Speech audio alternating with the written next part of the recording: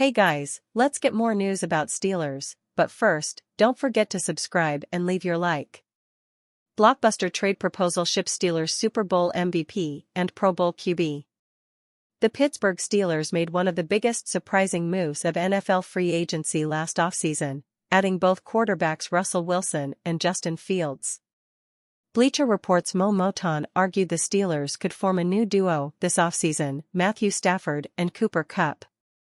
Moton proposed on the Steelers trade 3 2025 draft picks, a second, fourth and fifth rounder, for the Rams Super Bowl champions. Stafford, at this stage in his career with retirement looming, may not fetch a first-round pick. The Rams can add Kupp to the deal to get additional picks, though they plan to move on from the wideout anyway, wrote Moton. If that's the case, the Steelers may be interested in a quick fix for their first-round exits over the last 5 years. They have struggled to establish stability at quarterback since Ben Roethlisberger retired after the 2021 season. Pittsburgh also needs help at wide receiver. Stafford and Kupp would be short-term fixes, but they're worth the gamble for a playoff-caliber team. The Steelers can also add contract clauses to recoup money if Stafford retires within a year or two. Stafford led the Rams to a 10-6 record in 16 starts during the 2024 season. He completed 65.8% of his passes for 3,762 passing yards and 20 touchdowns, with 8 interceptions. In 2023, Stafford earned a second Pro Bowl nomination. Stafford won the Super Bowl with the Rams during the 2021 season. Kupp earned Super Bowl MVP in the title game. Rams make Matthew Stafford, Cooper Kupp available in NFL trade market. Stafford and Kupp are the last key remaining pieces to the Rams' 2021 Super Bowl championship. But Los Angeles appears ready to move forward with its young defense, the focal point of the franchise. While appearing on the Rich Eisen show on February 21, NFL Network's Tom Pelissero reported the Rams have given Stafford permission to discuss trade possibilities with other teams. On February 3, Kupp announced on X, formerly Twitter, that the Rams told him they will try to trade him this offseason. It may be difficult for the Rams to deal both veterans to the same team. But if they did, the Steelers make sense because of their immediate needs at quarterback and receiver. Could Steelers land Matthew Stafford and Cooper Kupp? Stafford and Kupp built a strong bond while playing the past 4 seasons together. Kupp's best NFL season came in Stafford's first year with the Rams in 2021.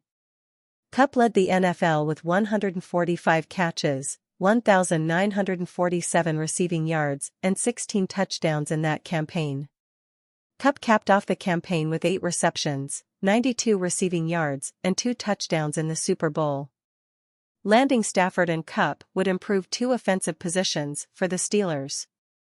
Pittsburgh could particularly use a better wide receiver to start opposite George Pickens. The downside of a Stafford-Kupp trade for the Steelers, though, is that both players are aging veterans.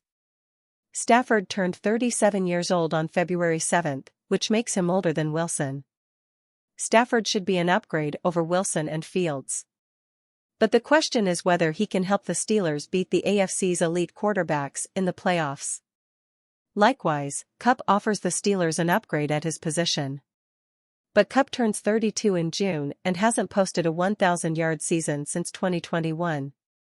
If the Steelers are going to give up draft capital that could help them land their quarterback of the future, they need to ensure the rest of the roster is in place to compete for a Super Bowl immediately.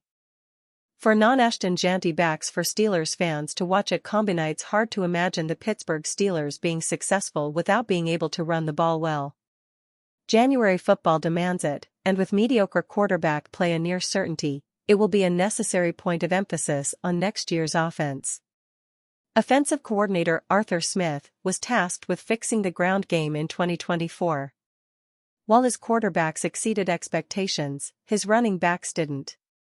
Now, veteran running back Najee Harris is headed to unrestricted free agency, forcing the Steelers to make a series of critical decisions related to the fate of the backfield.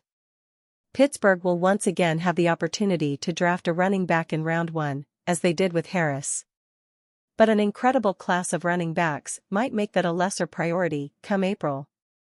That process will continue in Indianapolis, where the football world will convene for the Underwear Olympics and another set of medicals, interviews, and workouts. For running backs stand out for Steelers fans to watch at the NFL Scouting Combine. Notably, Boise State running back Ashton Jeanty isn't one of them. The projected top back in the class, and a likely first-round pick, Jeanty announced that he won't be doing drills, and he presumably won't be running, either. He'll meet with teams and do medicals, but save the fun for Boise State's Pro Day. North Carolina's Amarian Hampton, though, might be the next best bet to go in round 1, which aligns nicely with Pittsburgh's 21st pick. With enough speed to break off big plays, elite contact balance, and a combination of vision and burst that will earn him early reps, Hampton is one of the safest bets to be a solid starter, without sacrificing upside as a runner. A more frequent mock draft target is Iowa's Caleb Johnson. He can officially put long speed concerns to rest with a good time on Indianapolis fast track. Like Hampton, he's a physical runner, and he was incredibly efficient in 2024, carving up the Big Ten for 6.4 yards per attempt. There's some meat left on the bone of his abilities in the passing game, and rolling the dice on his size/speed/strength profile in round 2 could solve several of the Steelers' issues on the ground. If Pittsburgh waits for day 3, complementary backs with starting upside will be waiting for them. The most interesting might be Arizona State's Cam Skattebo.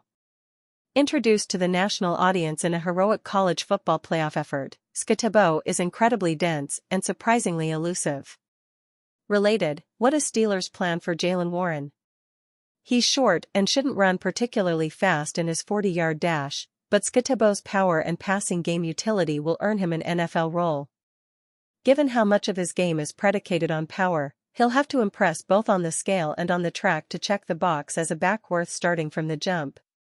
Lastly, Kansas' Devin Neal is among the most entertaining backs in college football.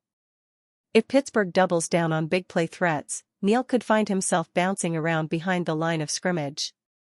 Neal is twitchy for his size, with strong fundamentals, and has a knack for breaking off big runs.